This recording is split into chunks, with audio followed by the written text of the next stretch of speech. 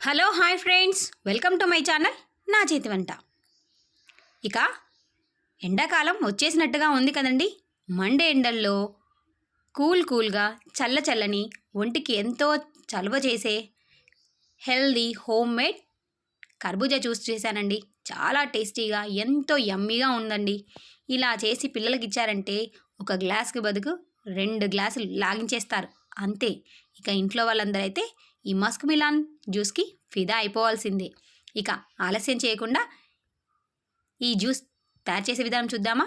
ముందుగా నేనైతే ఒక 2 కేజెస్ వరకు మస్క్ మిలాన్ తీసుకున్నానండి. ఇందులో ఒక హాఫ్ పార్ట్ మాత్రమే యూజ్ చేస్తున్నాను. అది ఒక 4కి సరిపోతుంది. ఇక నెక్స్ట్ కావలసిన పదార్థాలు: సబ్జా గింజలు ముందుగా నానపెట్టాను, 1 టేబుల్ స్పూన్ తీసుకొని. అలాగే ఒక అరకప్పు వరకు సాబ్దాన్లు కూడా నానపెట్టానండి. తర్వాత 1 టేబుల్ స్పూన్ కస్టర్డ్ పౌడర్, రుచికి సరిపడా పంచదార, అలాగే డ్రై ఫ్రూట్స్.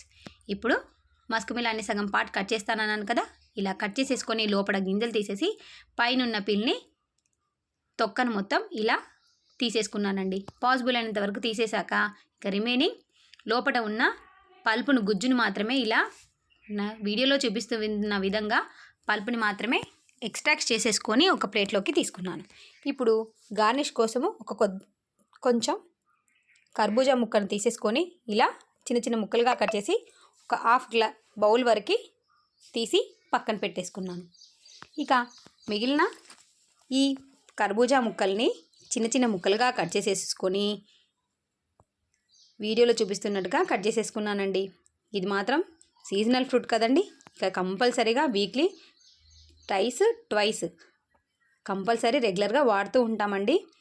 ఇక వీటిని జ్యూస్ చేసేసుకుందామా. మరి కట్ చేసిన ముక్కల్ని మిక్సర్ జార్లో వేసేసుకొని ఇప్పుడు జ్యూస్ చేసుకుందాం.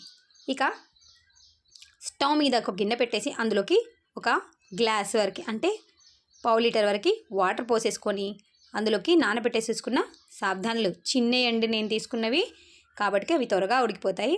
అవి వేసేసుకొని స్టవ్ సిమ్లో పెట్టేసి ఉడికించుకుందాం.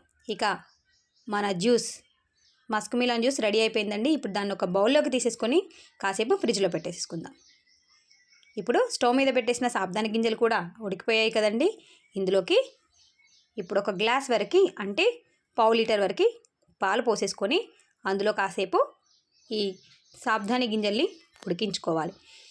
ఇక ముందుగా తీసేసుకున్న కస్టర్డ్ పౌడర్లోకి చల్లటి పాలు పోసేసుకొని లిక్విడ్ లాగా ఉండలు లేకుండా కలుపుకొని దీన్ని ఇప్పుడు పాలల్లో వేసేసుకొని గరిటెతోని ఉండలు కట్టకుండా కలుపుతూ ఉండాలండి. ఇలా పోసి అక్కడ పెట్టేశామంటే ఉండకట్టిపోతుంది. అలా ఉండలు కట్టకుండా దగ్గరే ఉండి 1కి 2 సార్లు కలుపుతూ ఉండాలండి. ఇక దీనికి తగ్గట్టుగా పంచదార అరకప్పు వరకు పంచదార వేసి పంచదార పూర్తిగా కరిగి కొద్దిగా చిక్కగా కన్సిస్టెన్సీ వచ్చేంత వరకు దగ్గరుండి కలుపుకోవాలి. ఇక అది చిక్కపడ్డాక స్టవ్ ఆఫ్ చేసేసి ఒక బౌల్లో వాటర్ పెట్టేసేసుకొని చల్లారనిచ్చానండి. ఇప్పుడు చల్లారిపోయింది కదండి. ఈ చల్లారిపోయిన మిశ్రమాన్ని పక్కన పెట్టేసేసుకొని ఫ్రిడ్జ్లో ఫ్రీజ్ చేసేసుకున్న మన కర్బూజా జ్యూస్ని తీసేసుకున్నానండి. దీంట్లోకి ముందుగా తయారేసుకున్న సాబ్దాని పాయసాన్ని వేసేసుకొని గరిటెతోని పూర్తిగా కలుపుకోవాలండి. పూర్తిగా కర్బూజా జ్యూసు సాబ్దాని జ్యూస్ పూర్తిగా పాయసం అంతా కరిగిపోయి అందులో ఉండాలి. అలా తర్వాత సన్నగా కట్ చేసి పెట్టేసుకున్న చిన్న చిన్న కర్బూజా ముక్కలు కూడా వేసేసుకొని సర్వ్ చేసుకోవడమేనండి. అంతే, ఎంతో yummy tasty healthy home made కర్బూజా జ్యూస్ రెడీ అండి. ఇక పిల్లలే కాదండి, పెద్దలు కూడా 1కి 2 గ్లాసులు లాగించేస్తారు. ఇక కొద్దిగా గార్నిష్ కోసం కట్ చేసి పెట్టేసుకున్న కర్బూజా గింజలు అలాగే డ్రై ఫ్రూట్స్ ముందుగా నానబెట్టేసేసుకున్న సాబ్దాని గింజలు కూడా వేసేసుకున్నామంటే సబ్జా గింజలు వేసేసుకున్నామంటే రుచికి రుచి, టేస్టీకి టేస్టీ ఎంతో యమ్మీనైనా కర్బూజా జ్యూస్ రెడీ అండి. ఈ వీడియో కనుక మీకు నచ్చితే లైక్ చేయండి, ట్రై చేయండి, షేర్ చేయండి. మీకు కూడా ఈ జ్యూస్ రెసిపీ ఎలా కుదిరిందో కామెంట్ బాక్స్లో పోస్ట్ చేయండి. Thanks for watching.